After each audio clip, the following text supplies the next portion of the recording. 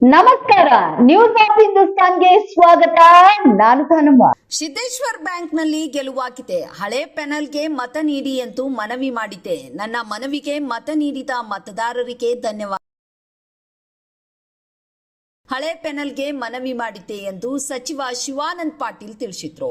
ನಗರದ ಡಿಸಿಸಿ ಬ್ಯಾಂಕ್ನಲ್ಲಿ ಹಮ್ಮಿಕೊಂಡಿದ್ದ ಮಾಧ್ಯಮಗೋಷ್ಠಿಯಲ್ಲಿ ಮಾತನಾಡಿದ ಅವರು, ಸಿದ್ದೇಶ್ವರ್ ಬ್ಯಾಂಕ್ ಉಳಿಸಬೇಕು ಎಂಬುದು ನನ್ನ ಉದ್ದೇಶ.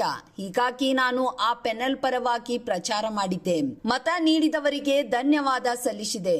ನಾನು ಯಾರ ಪರವಾಗಿಯೂ ಇಲ್ಲ ಎಂದರು.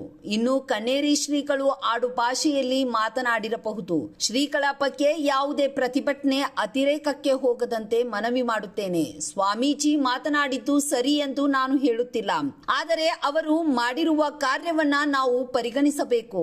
ವೀರಶೈವ ಅಥವಾ ಲಿಂಗಾಯತ ಎಂದು ಭಿನ್ನಾಭಿಪ್ರಾಯ ಬೇಡ. ಲಿಂಗಾಯತ ಅಥವಾ ವೀರಶೈವ ಎನ್ನುವ ಯಾವುದೇ ಬಣದಲ್ಲಿ ನಾನು ಇಲ್ಲ ಎಂದು ಸ್ಪಷ್ಟನೆ ನೀಡಿದ್ರು. ಸಚಿವ ಸಂಪುಟದಲ್ಲಿಯ ಬದಲಾವಣೆ ಬಗ್ಗೆ ನನಗೆ ಮಾಹಿತಿ ಗೊತ್ತಿಲ್ಲ. ಎಲ್ಲವೂ ಹೈಕಮಾಂಡ್ ನಿರ್ಧಾರ ಮಾಡುತ್ತೆ ಎಂದು ಹೇಳಿದ್ರು. ಸರ್, ಮೊನ್ನೆ ಸಿದ್ದೇಶ್ವರ್ ಬ್ಯಾಂಕ್ ಚುನಾವಣೆಯಲ್ಲಿ ಹಳೆ ಪ್ಯಾನೆಲ್ಗೆ ಇಡೀ ಜಿಲ್ಲೆ ಜನ ಸಹಕಾರ ಮಾಡಿದ್ದಾರೆ, ಅವ್ರು ಗೆದ್ದಿದ್ದಾರೆ. ಅದರಲ್ಲಿ ಸಮಸ್ತ ಸಿದ್ದೇಶ್ವರ್ ಬ್ಯಾಂಕ್ ಮತದಾರರಿಗೆ ಕೃತಜ್ಞತೆಯನ್ನು ಸಲ್ಲಿಸಿದ್ದಾರೆ. ಬ್ಯಾಂಕಿಂಗ್ ಹಿತದೃಷ್ಟಿಯಿಂದ ಚುನಾವಣೆ ಮಾಡಬಾರ್ದು, ಅವಿರೋಧ ಆಯ್ಕೆ ಮಾಡ್ಲಿಕ್ಕೆ ಪ್ರಯತ್ನ ಮಾಡ್ರಿ ಅಂತ ಹೇಳಿ ರಿಕ್ವೆಸ್ಟ್ ಮಾಡ್ಕೊಂಡಿದ್ದೆ. ಅನಿವಾರ್ಯವಾಗಿ ಆಗ್ಲಿಲ್ಲ. ಆದ್ರೆ ಹಳೆ ಪ್ಯಾನೆಲ್ ಸಪೋರ್ಟ್ ಮಾಡಿದ ನಿಜ. ಜೊತೆಗೆ ಹೊಸಬರಿಗೂ ಅವಕಾಶ ಕೊಡ್ರಿ ಅಂತ ಗೆದ್ದವರಲ್ಲಿ ಕೂಡ ಬಂದಿತ್ತು. ಅವರಲ್ಲಿ ನಾನು ಮನವಿ ಮಾಡಿದ್ದೀನಿ ಮತ್ತು ಆ ಬ್ಯಾಂಕು ಭವಿಷ್ಯದಲ್ಲಿ ಒಂದು ಒಳ್ಳೆ ಬ್ಯಾಂಕ್ ಆಗ್ಬೇಕು ಅಂತಕ್ಕಂಥ ಹಿನ್ನೆಲೆಯಲ್ಲಿ ಸಾಮರಸ್ಯ ಕಾಪಾಡ್ಕೋಗಿ ಭಿನ್ನಾಭಿಪ್ರಾಯ ಮಾಡಬೇಕು. ಯಾಕಂದ್ರೆ ಬ್ಯಾಂಕ್ ಅಂದ್ರೆ ಬಹಳ ಒಂದು ಸೂಕ್ಷ್ಮವಾದಂತ ಸಂಸ್ಥೆ. ಸ್ವಲ್ಪ ಆಗಿದ್ರು ಬಹಳ ಅಪಪ್ರಚಾರ ಆಗ್ತಿದೆ. ಆ ಹಿನ್ನೆಲೆಯಲ್ಲಿ ನಡೆಸ್ಕೊಂಡು ಹೋಗಿ ಅಂತ ಹೇಳಿ ಎಲ್ಲ ನಿರ್ದೇಶಕರನ್ನ ಕರೆದಿದ್ದೆ. ನಾನು ಸನ್ಮಾನ ಮಾಡಿ ಕಳಿಸಿದ್ದೀನಿ. ಅವ್ರ ಫೋಟೋನು ಎಲ್ಲರೂ ಬಂದಿದ್ರು, ಒಬ್ರು ಮಾತ್ರ ಇರ್ಲಿಲ್ಲ. ಅವರೆಲ್ಲ ಅನಿವಾರ್ಯವಾಗಿ ಹೊರಗು ಇಬ್ರು ಇರ್ಲಿಲ್ಲ.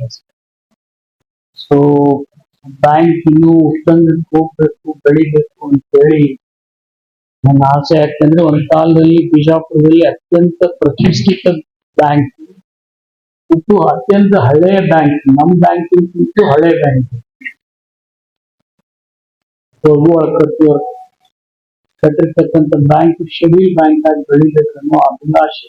ಆದಷ್ಟು ಆ ದಿಶೆಯಲ್ಲಿ ನಾವು ಪ್ರೋತ್ಸಾಹ ಮಾಡ್ತೀವಿ. ಜನ ಸಹಕಾರ ಕೊಟ್ಟಿದ್ದಾರೆ, ಅವ್ರಿಗೆ ನನ್ನ ವೈಯಕ್ತಿಕ ಕೃತಜ್ಞತೆಗಳನ್ನು ಕೂಡ ನಾನು ಸಲ್ಲಿಸ್ತಾ ಇದ್ದೀನಿ. ಈ ಇತ್ತೀಚಿನ ದಿನಮಾನಗಳಲ್ಲಿ ಲಿಂಗಾಯತ್ ವೀರಶೈವ ಧರ್ಮದಲ್ಲಿ ಸ್ವಲ್ಪ ಭಿನ್ನಾಭಿಪ್ರಾಯ ಬರ್ತಾ ಇದೆ. ವೀರಶೈವ ಲಿಂಗಾಯತ್ ಅಂತ ಇದು ಬಹಳ ದುರಾದೃಷ್ಟಕರ. ಯಾಕಂದ್ರೆ ಲಿಂಗಾಯತರು ನಾವು ವೀರಶೈವರು ಲಿಂಗಾಯತರೇ. ಈಗ ನಾನೇನು ವಿನಂತಿ ಮಾಡ್ಕೊಡ್ತೀನಿ ಅಂದ್ರೆ, ಬಸವಣ್ಣನವರು ಬಹಳ ದೊಡ್ಡ ರಿಫಾರ್ಮ್ ಮಾಡಿದ್ದಾರೆ ಲಿಂಗಾಯತ ಸಮಾಜ. ಎಲ್ಲರೂ ಆ ಪ್ರಕ್ರಿಯೆಯಲ್ಲಿ ಸೇರ್ಕೊಂಡು ಈ ಧರ್ಮ ಕಾಯಕ ಮತ್ತು ದಾಸೋಹ ಮಾಡ್ತಕ್ಕಂಥ ಧರ್ಮ, ಅದನ್ನ ಉಳಿಸ್ಕೋಬೇಕಾದ್ರೆ ನಮ್ಮಲ್ಲಿ ಸಾಮರಸ್ಯ ಅವಶ್ಯ. ಆದ್ರೆ ಕೆಲವು ಸ್ವಾಮಿಗಳು ಗುಂಪಾಗ್ತಾ ಇರೋದು ದುರಾದೃಷ್ಟಕರ. ನಾನು ಎರಡೂ ಕಡೆ ಹೋಗಿಲ್ಲ, ವೀರಶೈವರ ಕಡೆನೂ ಹೋಗಿಲ್ಲ, ಲಿಂಗಾಯತರ ಕಡೆನೂ ಹೋಗಿಲ್ಲ. ಎಲ್ಲರೂ ಸೇರ್ಕೊಂಡು ಹೋಗ್ರಿ ಅನ್ನೋದು ನನ್ನ ವಿನಂತಿ. ಎರಡನೇದು, ಕನ್ನೇರಿ ಮಠಗಳ ಸ್ವಾಮಿಗಳು ಬಗ್ಗೆ ಬಸವನ ಬಾಗೇವಾಡಿಯಲ್ಲಿ ನಿನ್ನೇನೋ ಸ್ಟ್ರೈಕ್ ಆಗಿದೆ ಅಂತಕ್ಕಂಥದ್ದು ಹೇಳಿದ್ರು. ಇದು ನನ್ನ ಬಸವನ ಬಾಗೇವಾಡಿ ಜನರಲ್ಲಿ ನಿವೇದನೆ ಮಾಡ್ಕೊಳ್ತೀನಿ. ಈ ತರ ಆಕ್ರೋಶಕ್ಕೆ ಅವ್ರಿಂದ ಏನೋ ಒಂದು ಮಾತು ತಪ್ಪ ಆಗ್ಯದಂತ ತಮ್ಮ ಭಾವಿಸಿದ್ರು ಕೂಡ ಅಷ್ಟರ ಮಟ್ಟಿಗೆ ದೀರ್ಘಕ್ಕೆ ಹೋಯ್ತಕ್ಕಂಥ ವಿಚಾರ ಅಲ್ಲ. ಅದನ್ನ ಮತ್ತು ಬಹಳ ಆಡು ಭಾಷೆಯಲ್ಲಿ ಕನ್ನೇರಿ ಗುರುಗಳು ಮಾತನಾಡ್ತಾರೆ ಮತ್ತು ಬಹಳ ದೊಡ್ಡ ಕೆಲಸ ಅವರು ಕೋಲ್ಹಾಪುರದಲ್ಲಿ ಇಲ್ಲಿಂದ ಹೋಗಿ ಆ ಮಠದ ಜೀರ್ಣೋದ್ಧಾರ ಮಾಡಿದ್ದಾರೆ.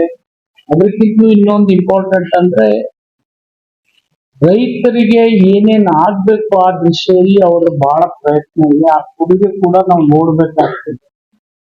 ಇನ್ನ ನೋಡ್ಕೊಂಡು ನಾವೆಲ್ಲರೂ ಅವರು ಇನ್ನೊಂದು ಅವ್ರದೊಂದು ಮಠ ಒಳ್ಳೆ ರೀತಿಯಿಂದ ಬಸವನ ಬಾಗೇವಾಡಿಗೆ ಬರ್ತಾ ಇದ್ದಾರೆ. ಬಸವಣ್ಣನವ್ರನ್ನ ಇಟ್ಕೊಂಡೇ ಆ ವಿಚಾರವನ್ನ ಅವ್ರ ಬೆಳೆಸ್ತಾ ಇದ್ದಾರೆ. ಅವ್ರ ಸಂಬಂಧ ಅವರು ನಮ್ಮ ಜಿಲ್ಲೆಯವರು. ಅಕಸ್ಮಾತ್ ಏನಾದ್ರು ಒಂದು ತಪ್ಪು ಗ್ರಹಿಕೆ ಆಗಿದ್ರೆ ಅದನ್ನ ಯಾವುದು ಜನ ಅಷ್ಟು ದೀರ್ಘ ಒಯ್ತಕ್ಕಂಥದ್ದು ಅವಶ್ಯಕತೆ ಇಲ್ಲ ಅಂತ ಹೇಳಿ ನಾನು ಭಾವಿಸ್ತೀನಿ. ನಿರಂತರ ಸುದ್ದಿಗಾಗಿ ನೋಡ್ತಾ ಇರಿ ನ್ಯೂಸ್ ಆಫ್ ಹಿಂದೂಸ್ತಾನ್.